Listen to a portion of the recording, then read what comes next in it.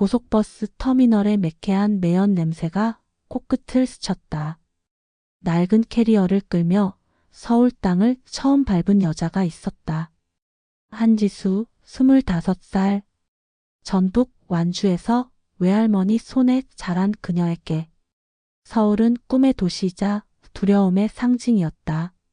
터미널 출구를 나서며 그녀는 눈을 감고 깊게 숨을 들이켰다. 차가운 도시의 공기가 폐에 깊숙이 스며들었다. 이제 시작이다. 내가 선택한 길이니까. 손안의 휴대폰에는 인턴 합격 통지서가 떠 있었다. 수백 대 1의 경쟁률을 뚫고 얻어낸 기회였다. 하지만 그녀도 알고 있었다. 이것은 시작에 불과하다는 것을. 지수의 고된 첫 출근, 시작부터 쉽지 않습니다. 여러분도 이런 경험 있으신가요? 구독과 좋아요, 알림 설정으로 신사연 극장의 인생사연을 빠르게 받아보실 수 있습니다. 오늘 지수의 이야기를 통해 우리가 배울 수 있는 것들이 있습니다. 끝까지 함께 하시면 삶에 꼭 필요한 인생 조언도 준비되어 있으니 놓치지 마세요. 그날 밤 월세방에 홀로 앉아 그녀는 할머니에게 안부 전화를 걸었다. 할머니, 저 잘 도착했어요. 그래, 우리 지수. 거기서 주눅 들지 말고 당당하게 해라. 내가 누구보다 착하고 성실한 아이라는 걸 할머니가 제일 잘 안다.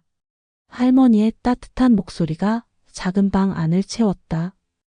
그 순간만큼은 서울의 차가움도 잠시 잊을 수 있었다. 첫 출근 날, 지수는 새벽 5시에 일어나 몇 번이고 옷을 갈아입었다. 할머니가 사준 정장은 유행에서 벗어났지만 정성이 가득했다. 거울 속 자신을 보며 그녀는 용기를 냈다. 할 수 있어. 분명히 할 수 있어. 하지만 회사 로비에 발을 들여놓는 순간 현실은 그녀를 가차없이 후려쳤다. 저 사람 신입 맞아? 완전 촌티 폭발인데. 저런 애가 어떻게 들어왔대? 인턴 기준이 그렇게 낮아졌나? 앞으로 몇 달이나 버틸까? 한 달도 힘들겠다. 속삭임들이 로비 곳곳에서 들려왔다. 사람들의 시선이 화살처럼 그녀를 향했다. 최신 브랜드로 무장한 다른 인턴들 사이에서 지수는 너무나 초라해 보였다. 그녀는 억지로 미소를 지으며 엘리베이터 버튼을 눌렀다. 떨리는 손가락이 금속 버튼에 닿았다. 괜찮아. 버티자. 할머니가 늘 말씀하셨잖아. 참을 인 3번이면 살인도 면한다고. 엘리베이터 안에서도 시선들은 계속되었다.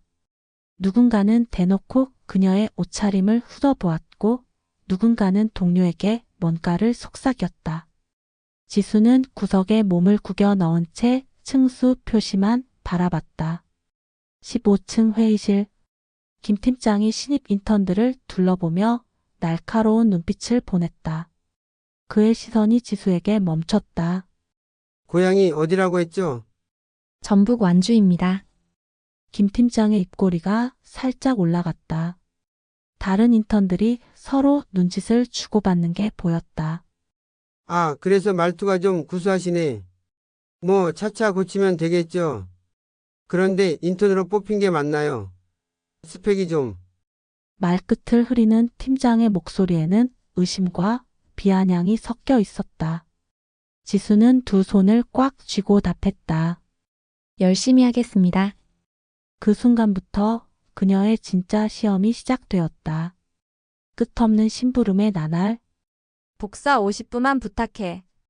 급하니까. 네, 알겠습니다. 그거 끝나면 창고 물품 정리하고 팀장님 차 세차도 좀 해. 이런 거라도 내가 해야지. 네. 다른 인턴들이 회의에 참석하고 프레젠테이션을 준비할 때 지수는 복사기 앞에서 창고에서 주차장에서 시간을 보냈다. 그녀의 책상은 늘 비어 있었고 업무용 파일보다는 청소 도구들이 더 친숙했다. 구내식당 구석진 자리에서 혼자 김치찌개를 먹는 지수의 뒷모습은 쓸쓸하기 그지 없었다. 쟤 왜 아직도 여기 있냐? 눈치 없네. 맞아. 고향 가면 될 텐데. 건너편 테이블에서 들려오는 수군거림을 들으며 지수는 뜨거운 국물로 목을 축였다. 짠맛이 입안에 퍼졌지만 그것이 눈물 때문인지 국물 때문인지 알 수 없었다. 조금만 더. 언젠간 기회가 오겠지. 오전 8시 30분. 사무실 문을 여는 순간부터 지수의 하루는 정해져 있었다. 지수 씨 커피 4잔. 아메리카노 2잔, 라떼 2잔. 설탕은 반만 넣고 얼음은 조금만. 네, 알겠습니다. 아, 종이컵에 하지 말고 머그잔에. 팀장님은 유리잔 좋아하시거든. 카페테리아까지 왕복하는 동안 다른 직원들은 이미 업무에 몰두해 있었다. 뜨거운 커피를 조심스럽게 들고 사무실로 들어오는 순간 사고는 일어났다. 야, 흘렸잖아. 책상에 묻으면 어떻게 하려고 그래? 옆자리 박대리의 날카로운 목소리가 사무실을 가득 채웠다. 커피 한 방울이 바닥에 떨어진 것뿐이었지만 마치 큰 사고라도 난 듯 주변이 술렁였다. 죄송합니다. 제가 바로 닦겠습니다. 인턴이면 손발이라도 빨라야지. 그 정도도 못하면 뭐하러 있어? 지수는 서둘러 휴지를 가져와 바닥과 책상을 닦았다. 무릎을 꿇고 바닥을 닦는 그녀를 내려다보는 시선들이 따가웠다. 어떤 시선에는 동정이, 어떤 시선에는 비웃음이 담겨 있었다. 괜찮아, 괜찮아. 참자. 조금만 더 참으면 된다. 이거 세탁실에 가져다 놔. 커피 얼룩 묻었잖아. 박대리가 종이컵을 들이밀었다. 컵에는 정말로 작은 얼룩 하나가 있었다. 세탁실이요?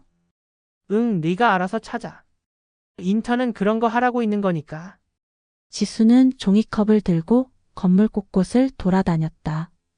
세탁실이 어디에 있는지 아무도 가르쳐 주지 않았다. 1시간을 헤맨 끝에 지하 3층에서 겨우 찾을 수 있었다. 뒤에서 들려오는 동료들의 속삭임이 귓전을 때렸다. 진짜 심부름꾼이네. 그래도 불평 한마디 안 하네. 바보 같은 거지. 맞아. 고향 가면 이런 거 잘하니까 여기서도 잘 버티는 거 아니야? 엘리베이터 안에서 혼자 선 지수는 거울에 비친 자신의 모습을 봤다. 지친 얼굴, 구부정한 어깨, 그리고 무기력한 눈빛. 이게 정말 자신이 꿈꾸던 모습인가? 할머니, 왜 제가 여기까지 와서 이런 꼴을 당해야 할까요? 하지만 포기하면 안 되겠죠? 지수 씨 회의실 정리 좀. 쓰레기통 비우고 화이트보드 지우고 물도 채워놔. 네. 아, 의자 배치도 똑바로 맞추고. 손님 오시면 불편하지 않게. 대형 회의실을 혼자서 정리하는 것은 쉬운 일이 아니었다. 20개의 의자를 하나씩 똑바로 맞추고 테이블을 닦고 화이트보드의 흔적을 지웠다. 바닥 청소까지 마치니 2시간이 훌쩍 지나 있었다. 회의실 바닥에 무릎을 꿇고 걸레질을 하는 지수의 등 뒤로 웃음소리가 흘렀다. 야, 쟤 인턴이라기보다 청소부 아니냐? 그러게. 인턴 비용 아낄 수 있겠네. 맞아, 자빌 다 시키면 되니까. 걸레를 쥔 손이 떨렸지만 지수는 눈을 감았다. 할머니의 얼굴이 떠올랐다. 새벽같이 일어나 농사일을 하시던 거칠고 투박한 손, 그러나 지수를 어루만져 주던 따뜻한 손. 이게 끝은 아니야. 언젠가는 나도 인정받을 날이 오겠지. 퇴근 시간이 다가올 무렵 또 한 번의 시련이 기다리고 있었다. 지수 씨 오늘 회식 자리 예약 좀 해. 고깃집으로. 네가 직접 가서 자리 잡아놔. 네, 몇 분 예약할까요? 10명. 그리고 가자마자 고기 굽고 반찬도 챙겨놔. 우리가 오면 바로 먹게. 네. 고깃집에서 혼자 앉아있는 시간이 길었다. 예약 시간보다 1시간을 먼저 와서 자리를 잡고 밑반찬을 준비하고 고기가 나오기를 기다렸다. 다른 손님들의 시선이 부담스러웠다. 혼자 온 손님이 미리 와서 기다리고 있는 모습이 얼마나 어색해 보일까? 드디어 동료들이 들어왔다. 잘했네, 인턴. 자, 이제 고기 좀 굽자. 제가요? 그래, 네가 있잖아. 분위기 깨지 말고 굽기나 해. 연기가 자욱한 자리에서 젓가락을 놓을 틈도 없이 고기를 뒤집으며 지수는 겨우 소주 한 잔을 들이켰다. 목구멍을 타고 내려가는 독한 술이 가슴을 태웠다. 이게 정말 내가 꿈꾸던 회사 생활이 맞을까? 하지만 할머니가 계시니까 나 혼자만의 싸움이 아니야. 다음 날 아침 서울에는 굵은 빗줄기가 내리고 있었다. 지수는 우산을 쓰고 출근했지만 회사에 도착했을 때는 이미 반쯤 젖어 있었다. 지수 씨, 오늘 비 왔지? 회사 앞에 물웅덩이 생겨서 신발 다 젖었어. 가서 좀 닦아. 팀장의 지시에 지수는 잠시 멈춰 섰다. 밖을요? 그래. 우산 쓰고 하면 되잖아. 인턴이면 그 정도는 해야지. 빗속에서 걸레를 들고 물웅덩이를 닦는 지수를 보며 동료들이 키득거렸다. 사무실 창문 너머로 보이는 그녀의 모습이 얼마나 우스꽝스러운지 서로 손가락질하며 웃었다. 와, 진짜 별걸 다 시킨다. 근데 저렇게 시켜도 말 한마디 안 하네. 진짜 답답하다. 그러니까 촌뜨기라는 소리 듣는 거지. 젖은 손으로 걸레를 비틀며 지수는 속으로 다짐했다. 참자. 꼭 참아야 한다. 그래야 내가 여기서 살아남을 수 있어. 그날 밤 모든 직원이 퇴근한 후에도 지수는 사무실에 남아 있었다. 하루 종일 제대로 된 업무를 할 기회가 없었기에 이 시간만이 정말로 자신만의 시간이었다. 구겨진 종이를 펴고 떨어진 볼펜을 주우며 흘린 커피 자국을 닦았다. 텅 빈 사무실에서 혼자 하는 정리 작업이 오히려 평온했다. 아무도 자신을 무시하지 않고 아무도 험담하지 않는 이 시간이 손에 힘이 빠져 있었지만 그녀는 마지막으로 창가에 서서 불 꺼진 도시를 바라봤다. 무수히 많은 불빛들이 전멸하고 있었다. 어딘가에는 자신처럼 밤늦게 일하는 사람들이 있을 것이다. 어딘가에는 꿈을 포기하지 않는 사람들이 있을 것이다. 이제 더 이상 내려갈 곳도 없다. 남은 건 올라가는 일뿐. 나를 무시하는 사람들 앞에서 언젠가 꼭 증명할 거야. 차가운 유리창에 손바닥을 대고 서 있는 지수의 눈빛에는 굴복하지 않는 의지가 번뜩였다. 그러던 어느 날 운명을 바꿀 작은 사건이 일어났다. 중요한 임원 회의 중에 발표 자료가 완전히 뒤섞여 버린 것이다. 발표자는 당황했고 참석한 임원들은 술렁거렸다. 회의실의 분위기가 험악해지고 있었다. 그 순간 지수가 조용히 일어났다. 그녀는 침착하게 흩어진 자료들을 살펴보더니 놀라울 정도로 빠르게 순서를 정리해냈다. 몇 달간 온갖 잡무를 하면서 익힌 자료 정리 실력이 빛을 발한 순간이었다. 회의실 뒤편에 서 있던 회장 박승호는 이 광경을 유심히 지켜봤다. 낯설다. 그런데 어째서 저 아이의 눈빛이 그렇게 익숙하지? 67세의 박승호 회장은 40년간 기업을 이끌어온 거물이었다. 수많은 사람을 만나고 판단해왔지만 이상하게도 저 인턴 아이에게서 눈을 뗄 수가 없었다. 그날 이후 회장은 일부러 지수를 관찰하기 시작했다. 그녀가 커피를 나르는 모습, 회의실을 청소하는 모습, 동료들의 무시를 당하면서도 묵묵히 일하는 모습을 며칠의 관찰 끝에 회장은 확신했다. 저 아이에게는 뭔가 특별한 것이 있다고. 신입 인턴 중 한 명에게 보고서를 맡겨보게. 단 조건은 주제만 주고 아무런 가이드라인도 주지 말 것. 회장의 갑작스러운 지시에 다른 임원들이 난색을 표했다. 회장님, 그러면 너무 위험하지 않을까요? 중요한 보고서인데.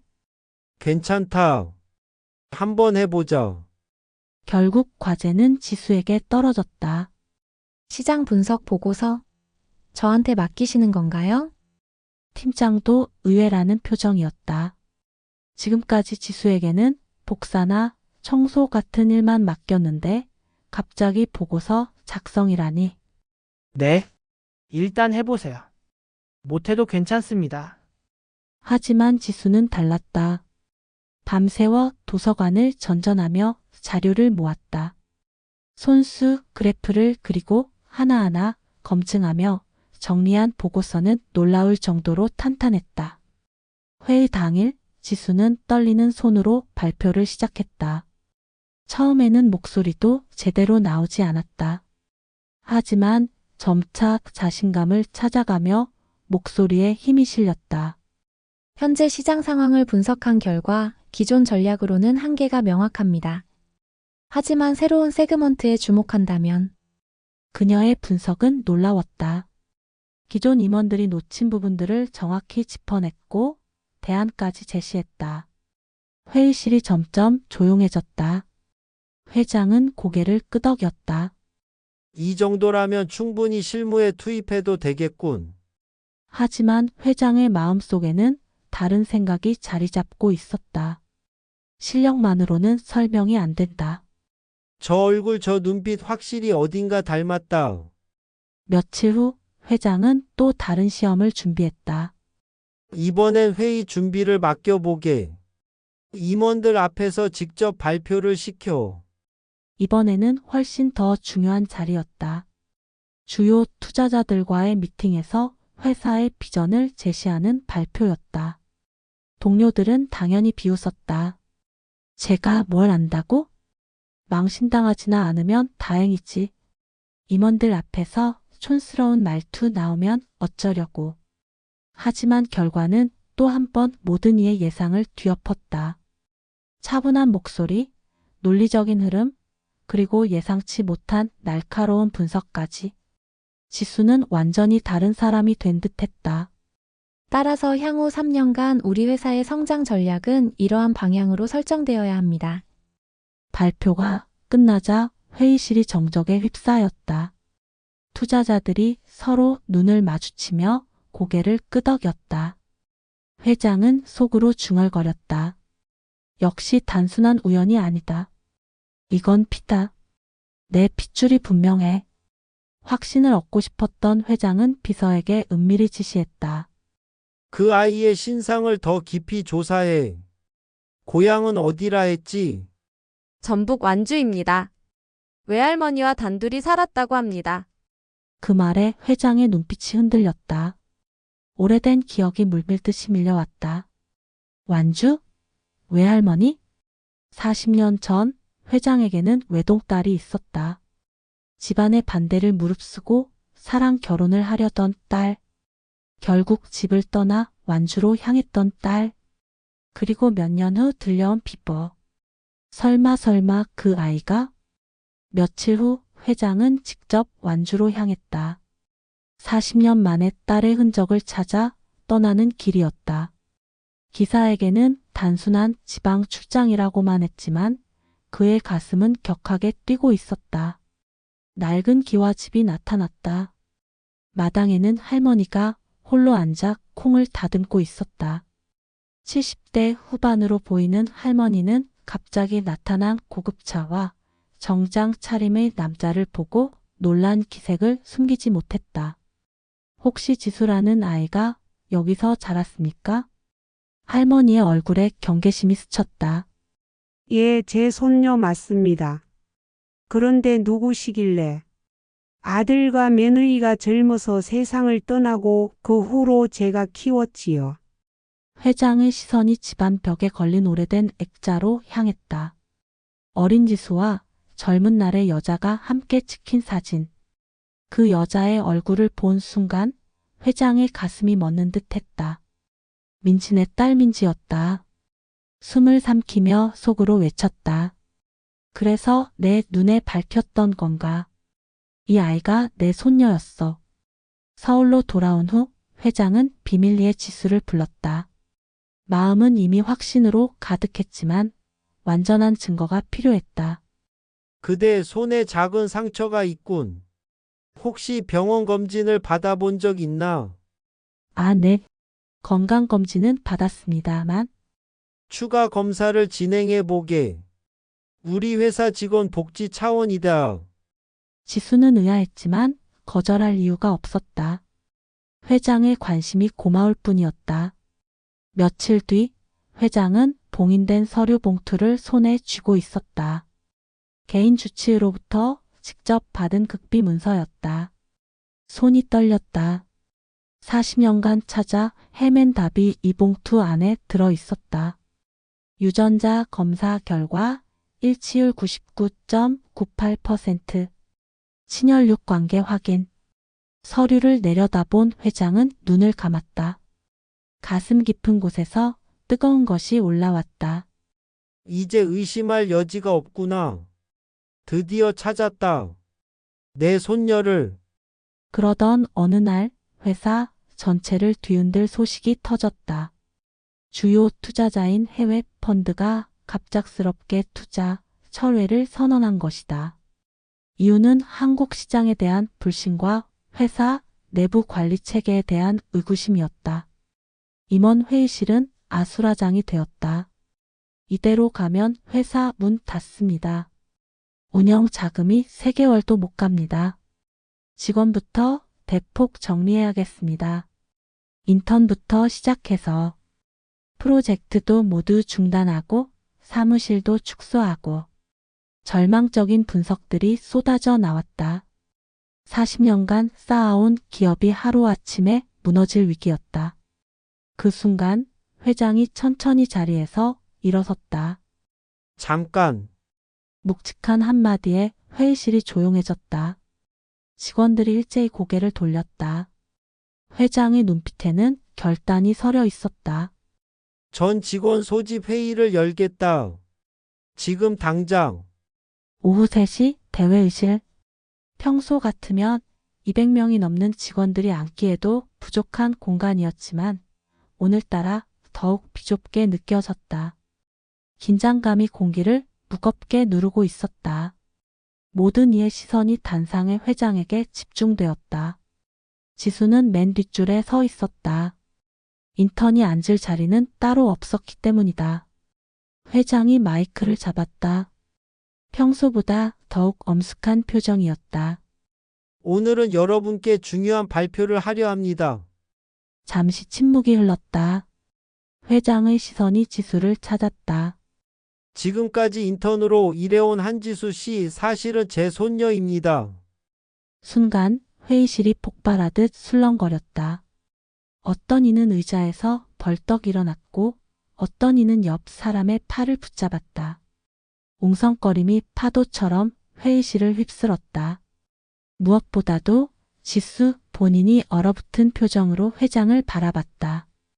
다리가 풀려 뒤쪽 벽에 등을 기댔다. 손녀요? 제가요? 떨리는 목소리가 마이크에 잡혔다. 회장은 단상에서 그녀를 바라보며 천천히 고개를 끄덕였다. 그래, 내가 내 손녀다. 회의실의 술렁거림이 점점 커졌다. 하지만 회장은 흔들림 없는 목소리로 계속했다. 내 어머니 박민지는 내 외동딸이었다. 40년 전 그녀가 집을 떠나 완주로 내려갔을 때 나는 끝내 찾아내지 못했다. 내가 태어난 것도 잘하고 있다는 것도 알지 못했다. 지수는 믿을 수 없다는 듯 두 눈을 크게 떴다. 주변 동료들의 시선이 따갑게 꽂혔지만 그런 것조차 느낄 수 없었다. 저는 그냥 평범하게 자란 줄만 알았어요. 할머니도 부모님 이야기는 잘 안 해주셨는데 할머니께서는 그럴 수밖에 없으셨을 것이다. 당시 상황이 복잡했거든. 회장은 잠시 눈을 감고 깊은 숨을 쉬었다. 40년간 가슴에 묻어뒀던 이야기를 꺼내는 것은 쉽지 않았다. 내 어머니는 당시 나와 갈등이 깊었다. 집안이 정해준 결혼을 거부하고 자신만의 삶을 살고 싶어 했지. 결국 집안의 반대를 견디지 못하고 완주로 떠났다. 그리고 목소리가 잠시 떨렸다. 얼마 후 세상을 떠났다는 소식을 들었다. 그때 나는 네가 있다는 것도 몰랐다. 널 찾고 싶었지만 이미 흔적이 끊겨버렸다. 직원들은 충격에 빠져 서로를 바라봤다. 지금까지 무시하고 업신여겼던 인턴이 회장의 손녀라니. 지수는 손에 힘이 풀려 들고 있던 파일을 바닥에 떨어뜨렸다. 저 정말 제가 회장님의? 맞다. 회장은 단상에서 내려와 지수에게 천천히 걸어갔다. 수백 명의 시선이 그 뒤를 따랐다. 나는 수소문 끝에 네가 완주에서 할머니와 살았다는 걸 알았다. 처음에는 단순한 우연이라 생각했지. 하지만 내가 보여준 일하는 모습, 어려움을 견디는 태도, 그리고 무엇보다 내 눈빛을 보며 확신했다. 회장이 지수 앞에 섰다. 내 눈빛에서 내 딸을 봤다. 그리고 유전자 검사로 최종 확인했다. 99.98% 일치. 내가 내 손녀라는 걸. 지수는 한참 동안 아무 말도 하지 못했다. 눈물이 차올라 목소리가 떨렸다. 어린 시절 할머니의 말씀이 떠올랐다. 할머니가 늘 말씀하셨어요. 지수야, 내 뿌리를 부끄러워하지 마라. 언젠가 내가 누구인지 알게 될 날이 온다고. 그게 이런 뜻이었나요? 그렇다. 내 할머니는 모든 걸 알고 계셨던 것 같다. 회장은 지수의 어깨에 따뜻한 손을 올렸다. 이제 내가 알 때가 된 거다. 넌 더 이상 무시받을 촌뜨기가 아니다. 내 손녀이며 언젠가는 이 회사를 이끌어갈 사람이다. 지수는 고개를 떨군 채 떨리는 목소리로 말했다. 저 아직도 믿기지가 않아요. 하지만 이제는 알겠어요. 왜 제가 여기까지 버텨야 했는지를. 맞다. 버틴 건 내 힘이었다. 아무도 몰랐지만 내가 보여준 성실과 끈기가 너를 여기까지 데려온 것이다. 나는 단지 그것을 확인했을 뿐이다. 할아버지. 처음으로 내뱉은 호칭에 회의실이 조용해졌다. 지수의 눈가로 오래도록 눈물이 흘러내렸다. 진실이 밝혀진 후 몇 달이 지났다. 하지만 지수의 일상은 크게 달라지지 않았다. 여전히 새벽같이 출근했고 여전히 늦게까지 일했다. 다른 점이 있다면 이제 사람들이 그녀를 대하는 태도가 조심스러워졌다는 것뿐이었다. 그러던 중 새로운 프로젝트가 시작되었다. 회사의 미래가 걸린 대형 해외 진출 계약이었다. 실패하면 회사가 정말로 문을 닫을 수도 있는 상황이었다. 회장은 이 프로젝트의 총책임자로 지수를 지명했다.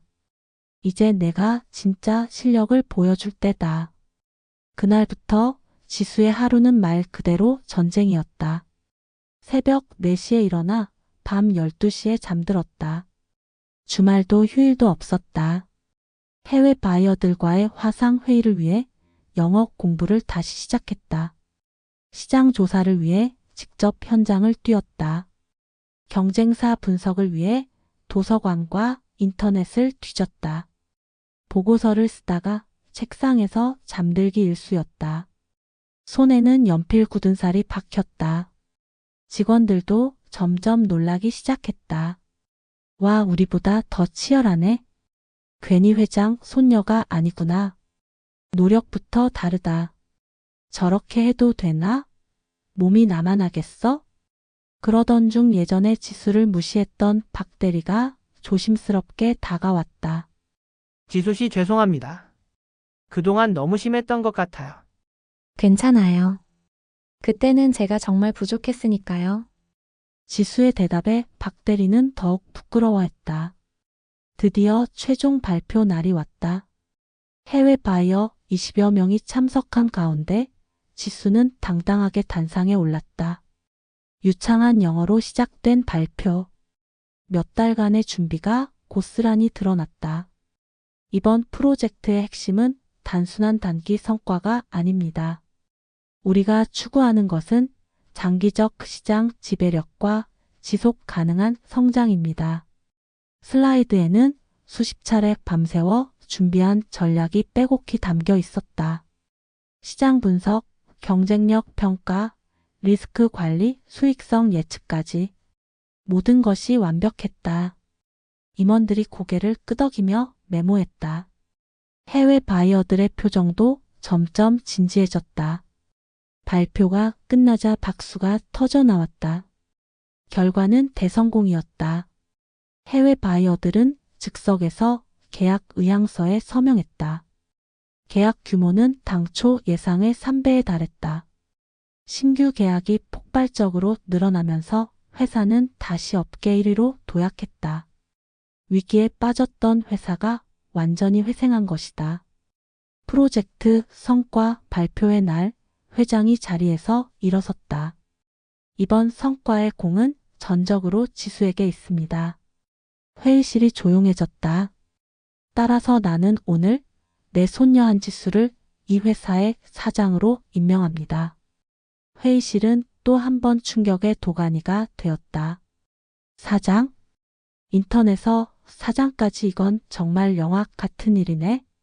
1년도 안 되어서 인턴에서 사장이라니. 하지만 이제는 비웃음이 아니었다. 지수의 실력을 직접 목격한 사람들의 감탄이었다. 지수는 숨을 고르며 단상에 올랐다. 1년 전 처음 이 회사에 왔을 때와는 완전히 다른 모습이었다. 어깨가 당당했고 눈빛이 흔들리지 않았다. 저는 1년 전 촌뜨기라며 무시당하던 인턴이었습니다. 목소리가 회의실 구석구석까지 울려 퍼졌다. 그때 저를 무시했던 분들을 원망하지 않습니다. 오히려 감사합니다. 그 경험이 있었기에 저는 더 강해질 수 있었고 더 단단해질 수 있었습니다. 몇몇 직원들이 고개를 숙이며 눈시울을 붉혔다. 앞으로 저는 이 회사를 더 공정하고 더 강한 기업으로 만들어 가겠습니다. 출신이나 배경이 아닌 오직 실력과 열정으로만 평가받는 회사로 말입니다. 박수가 터져 나왔다. 처음에는 몇 명이, 그 다음에는 전체가 일어나 박수를 보냈다. 우리가 정말 잘못 봤구나. 처음부터 다시 시작해야겠어. 그날 밤 지수는 사장실에 홀로 앉아 있었다. 넓은 사무실, 거대한 책상, 그리고 서울 시내가 한눈에 내려다 보이는 창가. 1년 전에는 상상도 할 수 없었던 공간이었다. 그녀는 편지지를 꺼내 펜을 들었다. 할머니께 손녀 지수가 편지를 씁니다. 할머니, 저에게 일어난 일들을 어떻게 설명해야 할지 모르겠어요. 마치 꿈을 꾸는 것 같습니다. 기억하시나요? 제가 서울로 떠나던 날 할머니께서 하신 말씀을요. 지수야, 어디를 가더라도 내 뿌리를 잊지 마라. 그리고 부끄러워하지도 마라. 언젠가 내가 누구인지 알게 될 날이 올 거다. 그때는 무슨 뜻인지 몰랐어요. 하지만 이제 알겠습니다. 할머니께서는 모든 걸 알고 계셨던 거죠? 제 어머니가 누구였는지, 제가 어떤 집안의 아이인지 말입니다. 하지만 할머니께서는 저를 그냥 평범한 시골 아이로 키워주셨어요. 특별하다고 말씀하신 적도, 다른 아이들과 다르다고 하신 적도 없으셨죠. 덕분에 저는 진짜 실력으로, 진짜 노력으로 여기까지 올 수 있었습니다. 할머니, 저 이제 사장이 되었어요. 더는 무시당하는 촌뜨기가 아니에요. 하지만 저는 여전히 할머니의 손녀이고 완주 땅에서 자란 시골 아이입니다. 그게 제일 자랑스러워요. 곧 할머니를 뵈러 가겠습니다. 할머니께 직접 감사 인사를 드리고 싶어요. 건강하세요. 사랑하는 손녀 지수 올림. 이틀 후 지수는 회사 차를 타고 완주로 향했다. 1년 전 고속버스를 타고 서울로 올라올 때와는 완전히 다른 마음이었다. 그때는 불안과 두려움이 가득했다면 지금은 감사와 설렘으로 가득했다. 기와 집에 도착하자 할머니가 마당에서 기다리고 계셨다. 1년 만에 본 할머니는 예전보다 더 작아 보이셨지만 그 눈빛만은 여전히 따뜻했다. 할머니, 지수는 뛰어가서 할머니를 꼭 안았다. 우리 지수, 정말 많이 컸구나. 이제 완전히 도시 아가씨가 됐네. 할머니, 저는 변한 게 없어요. 여전히 할머니 손녀예요. 할머니는 지수의 손을 꼭 잡으며 말씀하셨다. 할머니가 다 알고 있다. 내가 얼마나 힘들었을지, 얼마나 외로웠을지 말이다. 하지만 잘 견뎠구나. 정말 자랑스럽다. 그날 저녁, 할머니와 지수는 마당에 앉아 오랜 대화를 나누었다. 할머니, 왜 말씀해주지 않으셨어요? 제 어머니가, 그리고 외할아버지가 누구인지요. 할머니는 잠시 하늘을 올려다보셨다.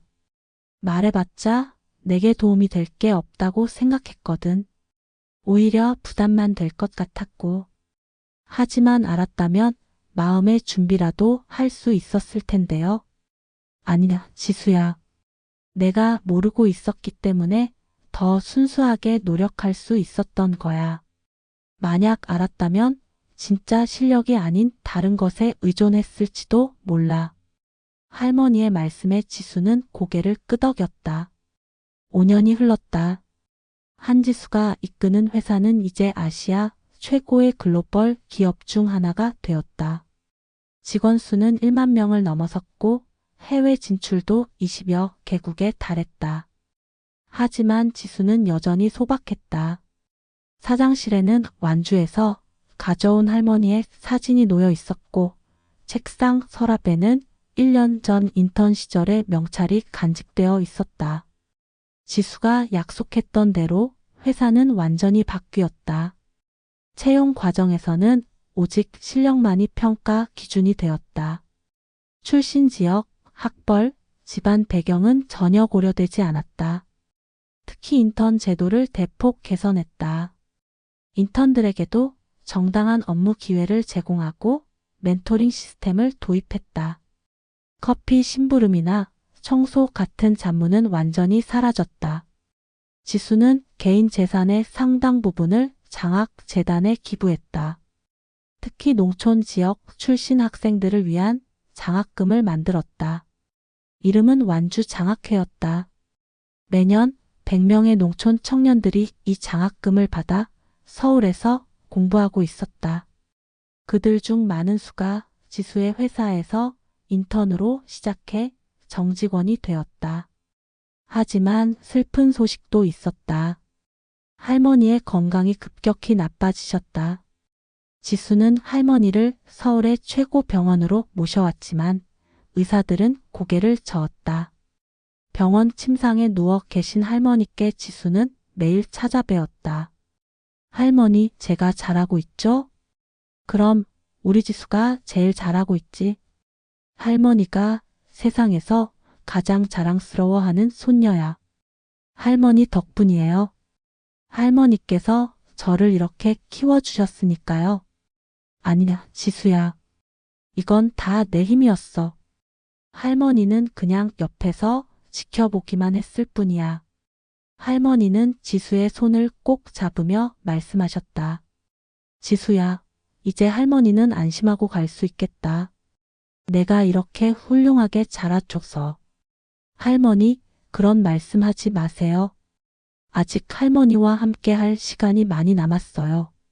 하지만 할머니의 시간은 얼마 남지 않았다. 할머니가 세상을 떠나시기 전날 밤 지수에게 마지막 당부를 하셨다. 지수야, 할머니가 마지막으로 하고 싶은 말이 있다. 네, 할머니. 내가 아무리 높은 자리에 올라가더라도 내 뿌리를 잊지 마라. 그리고 너와 같은 처지에 있는 사람들을 도와라. 그게 진짜 성공이란다. 네, 할머니. 꼭 그렇게 하겠어요. 그리고 내 어머니를 원망하지 마라. 그 아이도 참 힘들었을 거야. 사랑하는 사람과 가족 사이에서 선택해야 했으니까. 지수는 눈물을 흘리며 고개를 끄덕였다. 다음 날 새벽 할머니는 평안히 영면하셨다. 할머니, 저는 할머니의 가르침을 평생 잊지 않겠어요. 그리고 할머니께서 원하시던 대로 더 많은 사람들을 도우며 살겠어요. 그리고 그곳을 완주 청년 창업센터로 만들었다. 농촌 지역 청년들이 창업을 꿈꿀 수 있는 공간으로 꾸민 것이다. 진짜 성공은 혼자 이루는 것이 아니라 함께 이루는 것이다. 여러분은 이 반전 드라마에서 어떤 장면이 가장 인상 깊으셨나요? 구독과 좋아요 꼭 눌러주시고 함께 해주세요. 여러분의 작은 클릭 하나가 큰 힘이 됩니다. 오늘의 명언. 사람의 겉모습만 보고 함부로 판단하지 말라. 진짜 가치는 화려한 스펙이 아니라 끈기와 성실에서 나온다. 무시와 조롱은 일시적이지만 노력은 반드시 빛을 발한다. 고난의 시간은 우리를 단단하게 만드는 시험대다. 진실은 언젠가 드러나고 정의는 결국 승리한다. 작은 친절과 존중이 큰 변화를 만든다. 기회는 준비된 사람에게 찾아온다. 출신보다 중요한 건 스스로 만들어가는 미래다. 자신을 믿는 마음이 가장 강력한 무기다. 오늘의 눈물이 내일의 웃음을 준비한다.